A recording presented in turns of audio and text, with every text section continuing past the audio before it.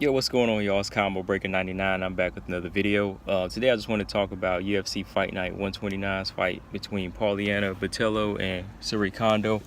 Um, they said this was one of the fastest finishes in the strawweight division, which I definitely believe, man. It was like 33 seconds. And one thing I'll say about this stoppage was that this is why a fighter, whether you're in boxing or MMA, they always need a good body attack, whether it's punches or kicks, because a body attack, you can either reap the long-term reward, the long-term benefits from it, by breaking your opponent down to the later rounds so they can't take no more, or you can just, land that one crippling shot that can just, knock a fighter, down to their knees and, they're just grimacing in pain. And, there's just something about the body shot, when you hit that liver, it just makes everything shut down. And when it gets that, whenever that liver is touched, it's such a hard punch or a hard impact, it just shut your whole body down and say, hey, this is all we can take.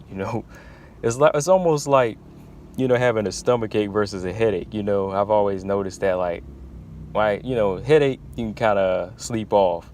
When it comes to a stomach ache, you have an upset stomach or whatever, that shit is painful. You cannot sleep through one of those. That's why it's almost like, whenever you get chin checked, you get knocked out, fighter, they don't feel it. It's just like they're out. But when they get hit to that liver or to the body, to the gut, it's just like it's a whole different world of pain, And that's how Polyana was able to end the fight against Suarez with that big leg kick to the liver, man. It just, as soon as the fight starts, he landed, you could hear it smacking. We just sent Suarez reeling into the fence. And, she finished off with a few shots, but I already knew from there she was done. It was just that impact from that shot. And from here, man, Botelho, I think that she's really building up her arsenal. She's really been working on her striking and her kicks, aside from her grappling. And one thing I can say about her is that, she's just a physically strong fighter.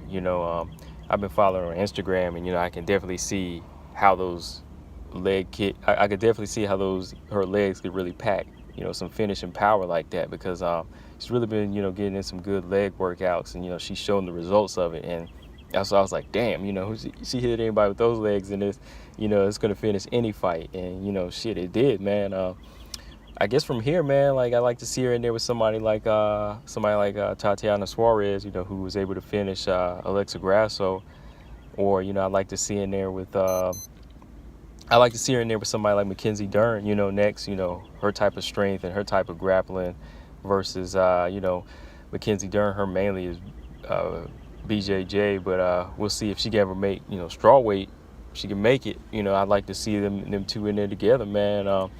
But for here, Suarez, I can't count her out. You can't count somebody like Suarez out. This was her first loss. Like I said, that shot would have knocked anybody out. So from here, I like to see her, get back into the thick of things. But right now, Paulina Botelho, she definitely made a statement with this knockout. She definitely, like I said, she's proven to be a physically strong fighter, and if she makes her way up in the strawweight division, one of these top 15 girls, I think she'll give anybody trouble in there. Andrea KGB Lee versus Veronica Macedo. This was definitely fight of the night to me. I feel like this was a good debut for Andrea Lee. She was able to, fight a competitive fight against, a tough fighter. And she was really able to kind of showcase, the total package, to a certain extent. She was able to showcase her striking a little bit, her work in the clinches, her ground game, against a game opponent. Veronica Macedo, like I said, she's only had one loss, and she's definitely a tough fighter. She was just in there with the bigger, stronger lady tonight, or Saturday night.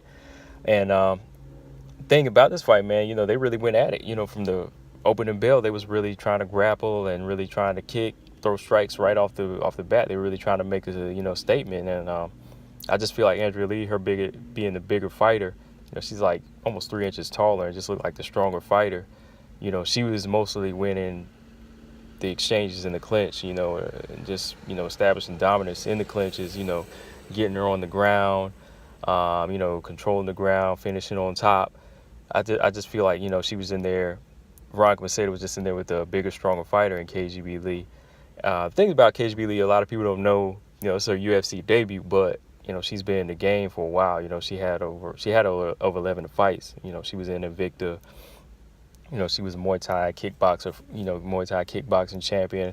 So yeah, she's been in there, and she was able to kind of transition everything well in this fight. For her UFC debut.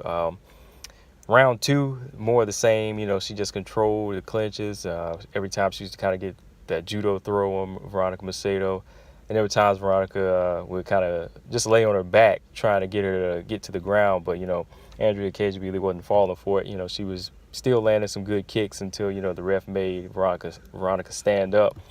All the way to the third round is pretty much the same, her controlling the action. But I will say that Veronica Macedo did have some good striking.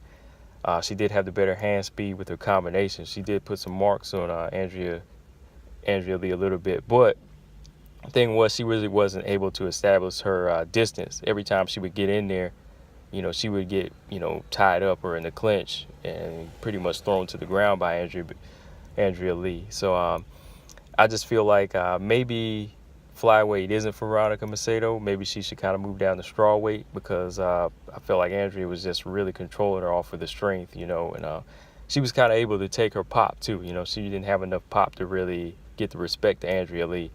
But yeah, overall it was just a good fight. It was 30-27 like they had it. It was just a competitive fight for Andrea Lee, but she won every single round, but not easy.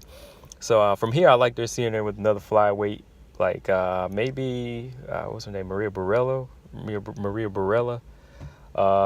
Liz Carmouche or Paige Van Zandt. Any of them fights would make some big attractions, for her. Somebody to break into the top 10 maybe. Veronica Macedo, I like to see her move down to strawweight just because, she is only 5'3". I think if she could just move down there and work on her, controlling distance and her striking better, she could definitely make some noise at 115. But yeah, that's all I got on this one, guys. Let me know what you thought of the fight. It was definitely fight of the night for me. It was the fight that I liked the best. Co-main event real quick between Alexa Grasso and Tatiana Suarez.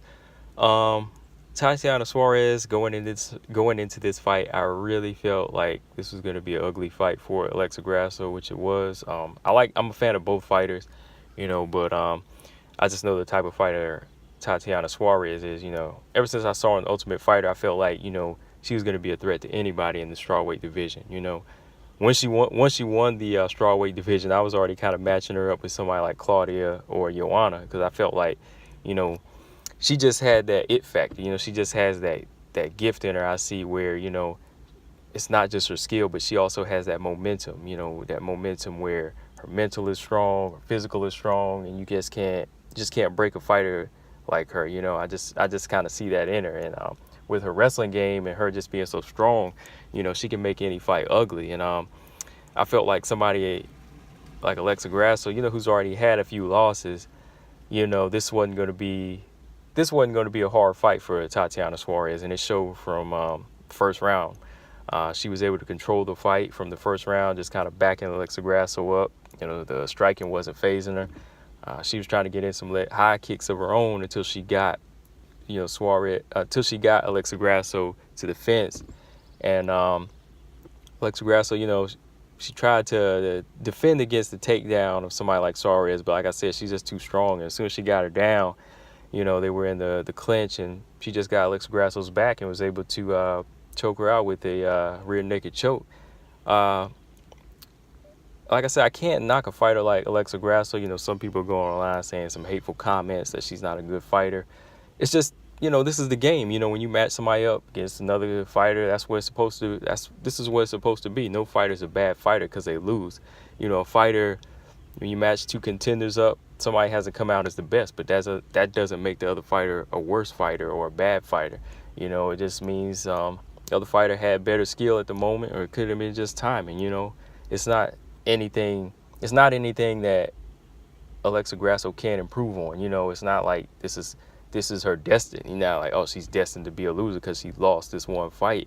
She's lost before, but I mean, everybody wins and they lose, and they can learn from a win or a loss. So I really feel like, people are being hard on Alexa Grasso on that. But like I said, when you're in there, somebody like Suarez, like I said, I'm a fan of both fighters, but I had to go with her by, an ugly win like this, just because of what I seen from her, what, the goods that she packs, But from here, Tatiana Suarez, I like to see her in there with somebody maybe in the top 10 now. I think that she's really packing that threat to a lot of the strawweights in the top 10.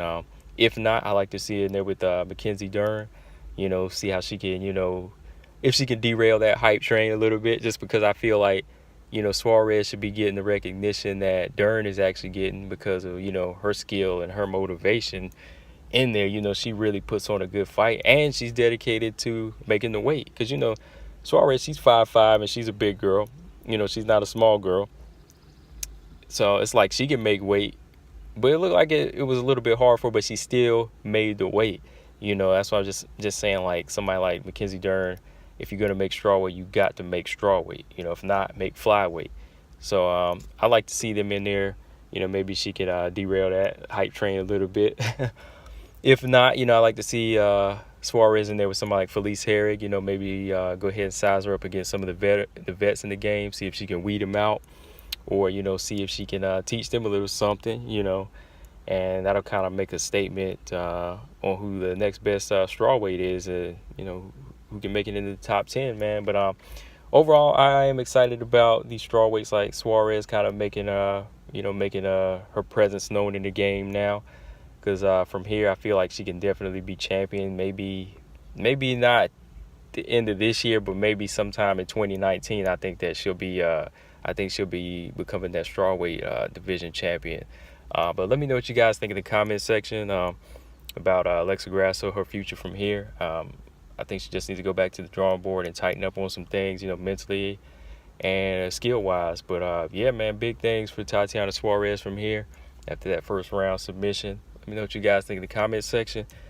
Make sure y'all like, thumbs up, subscribe, comment, Breaking 99. I'm out. Peace.